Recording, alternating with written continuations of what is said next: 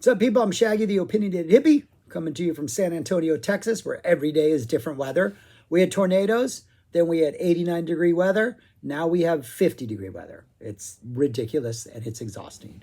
But today, I've got the second volume in Garcia Live, the archival concert release series of Jerry Garcia. Started back in 2013. We got volume 2, a complete show from August 5th, 1990 at the Greek Theater in Berkeley, California. I was at the show. Pretty sure if you listen closely, you can hear me go, yeah, during a couple songs. This is about about a half mile from my house. It's up on the top of the campus. I lived right just over there on the north side, just right off the north side. So we walked, and we had a good time at this show because we didn't have to go anywhere but like literally walk across the street. August show, Northern California. My memory is the first set was daylight, still kind of warm, but not ridiculously hot, even though it's August. It is Northern California. We are in the hills, or at least on the side of the Berkeley Hills. It got dark for the second set, but it never got that cold because it got cool. Probably wanted a light jacket or light sweater, but it didn't get cold. And the show very much, it's a complete show. You get sets 1 and 2 on 2 discs. Both sets, set 1 is disc 1, set 2 is disc 2. The first set especially has that laid back afternoon, Northern California, chill, Jerry Garcia band vibe. It is not the set to turn on your friends to how intense a Jerry Garcia band show could be. It is a pretty laid back, if not Jerry maybe slightly feeling the heat during a couple of these songs and playing them slower than normal.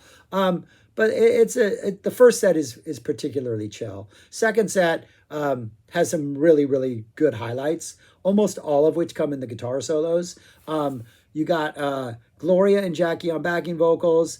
And if you've never seen Jerry Garcia live back in the day, Jackie and Gloria would be there, and then they would just not be there. They would just walk off stage, and then they'd come back to sing, and they'd walk off stage, and they'd come back to sing. It was, I don't know, it's kind of cool. I don't know if they did that every show, but my memory is they did it every show. And if they knew they weren't going to sing for a while, they just kind of wandered off. I like that. They had freedom. John Conn's on bass, and there is a moment in almost every solo, but in a handful particularly, where Conn just starts doing some crazy stuff, and then David Kemper on drums starts doing some crazy stuff, and the solo just takes these really weird kind of dark psych turns that are fantastic, and that happens a number of times.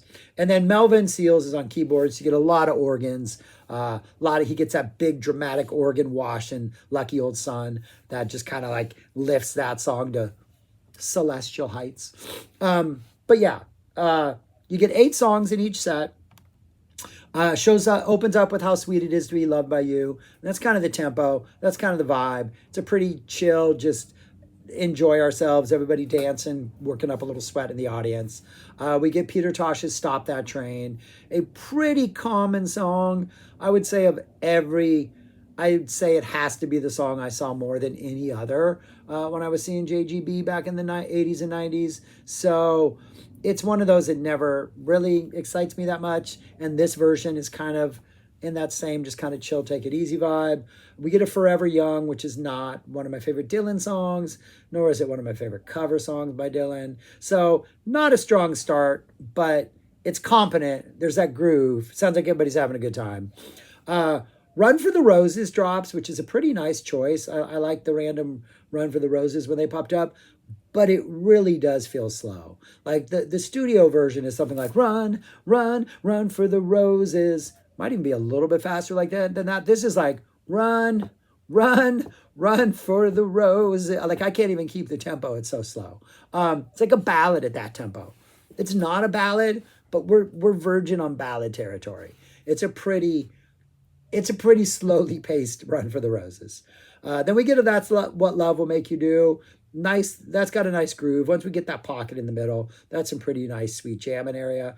We get My Sisters and Brothers, really nice, got a good feel to it. And then a Tears of Rage. I think that might be definitely the highlight of the first set, the song choice, the performance. It's a good call. It does kind of fit in a little too much with sort of the vibe of the first set. Sometimes it's more of a marked contrast, and so it stands out a little more. But it's nice to hear Tears of Rage. And then it closes out with a fantastic deal. This is the first jam where like Kahn and Kemper are just doing some weird stuff right in the middle of the solo, and Jerry starts freaking out. Feels like there is a time. Another Mad Max Fury Road reference. I think I made one in a video. I don't know if I posted that video yet, but that's that scene where they drive into the dust storm or whatever that is, right? And they know they're heading to it, and they know once they get there, just it's going to be chaos even more. It feels like Jerry's deal solo starts out heading straight towards this dust storm, and like 30 seconds, a minute into it, like you can't even hear Jerry. Like Jerry's just kind of lost somewhere in the sound, but you got this bass player doing crazy stuff and the drummer's going crazy, and Melvin's just coming in with these washes of keys, just like back and forth all over the place. The deal is phenomenal. It is a great deal. Ends the set on a really, really high note. So that's something to look forward to as you're making your way through this set, is a really strong deal. And then you emerge out the other side. You make it safely through the storm. It's pretty good. Second set, I think the highlight, I'm not a big banjo fan, but Bela Fleck sits in on banjo. I think he opened, I'm pretty sure he was the opening act for this. Opens up, and they play Midnight Moonlight, which I like Midnight Moonlight. Absolutely love the song. Definitely not complaining about the song choice, but having it open this particular show, it doesn't quite have that like run away with it momentum that it usually does if it closes a set, but it's bringing a lot more energy than most of the first set brought. And Bela sounds amazing. His banjo is just like, it is giving this some momentum, it's giving it some speed, it's giving it some energy.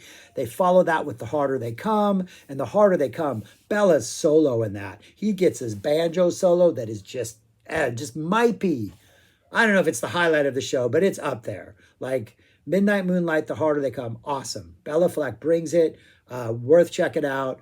Really, really good, plus two great song choices. I don't think this version, The Harder They Come, I think the version on Volume 1, the 80s, the version from 80, Jerry hits a sweeter pocket in that.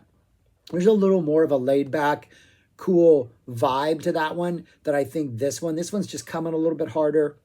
Or maybe it's the sound. There is a weird, somebody, I think it might be Gloria or Jackie, keep yelling in the background like, yeah, just like these off vocal yells that makes the venue seem a lot more cavernous than it is. It's an open air amphitheater. And yeah, the stage has this like recess, but I don't think they were under the recess. They were out on the stage. So it's got there's this weird sound quality to it. For the most part, a pretty good sounding show though. After that, Bela Fleck leaves and Jerry drops an And It Stoned Me. Nice And It Stoned Me. Good song choice. Kind of what we needed. I would have liked some maybe more like continue the high energy stuff. Just drop something a little more. I don't know. Something. Cats. Drop a Cats. Place would have gone crazy. But it's nice. And It Stoned Me was a good choice. We get a Waiting for a Miracle. Then we get an Evangeline, the Los Lobos song.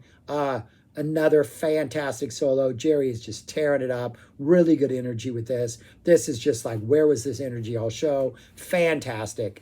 We get a Think that follows that. Another great. Love the lyrics to Think. Some of the best lyrics about, just great song about leaving each other's partners and then getting back together. But before we do it, we got to think, because what's going to happen if neither one of us work it out? We both end up alone, or we both end up, this doesn't work out and we make the wrong decision. Just love the lyrics of that song.